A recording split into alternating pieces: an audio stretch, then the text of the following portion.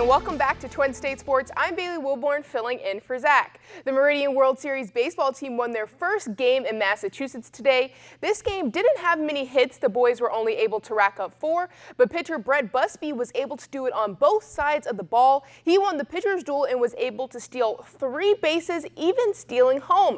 Cannon Graham was named player of the game after the shortstop got 2 hits and a walk. The boys will be back in action tomorrow at 7 p.m. Here's what closer Jake Shelby and his mom had to say about what it took for the team to get there. We practice 2 to 3 times a week, every week, and we miss a lot of parties and stuff to do this. We really push being a team, acting as a team, and it's not one, it's all. It takes the whole team to get to this point, and we're just glad that they get to experience it together. It was the Bulldogs' first practice in pads, and even though they weren't allowed to do full contact hitting, the players were still happy to be in full gear. Coach Joe Moorhead says he never has to worry about his team's motivation to go hard, even shouting out his former athlete Jonathan Abram, who stars on this season of Hard Knocks. Abram was called out by Coach Gruden on going a little too hard in training camp. One of the many things I've learned in my brief time here is, and I'm sure you saw in Hard Knocks last night, the tempo doesn't change at Mississippi State. So whether we're in helmets, whether we're in uppers, whether we're in full pads, they go. So you much rather say whoa than sick 'em. So no, it doesn't change because these kids go hard 100% of the time. Even though the Bulldogs haven't played a 2019 football game yet, we already know the schedule for next season. Arkansas, Texas A&M, Auburn, and Missouri will head to Starkville to highlight the SEC schedule. 4 out of the first 5 contests will be played in Davis-Wade Stadium, including a game against New Mexico to open up the season.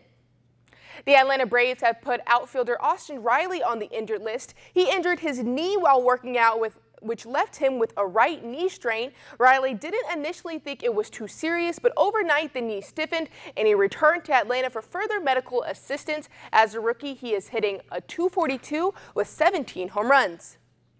The allure of the Field of Dreams has not waned in the 30 years since its release in theaters, and the legend of the magical field in Iowa is about to grow even more. Major League Baseball announced today that the Chicago White Sox and New York Yankees will play a regular season game at the Field of Dreams next season.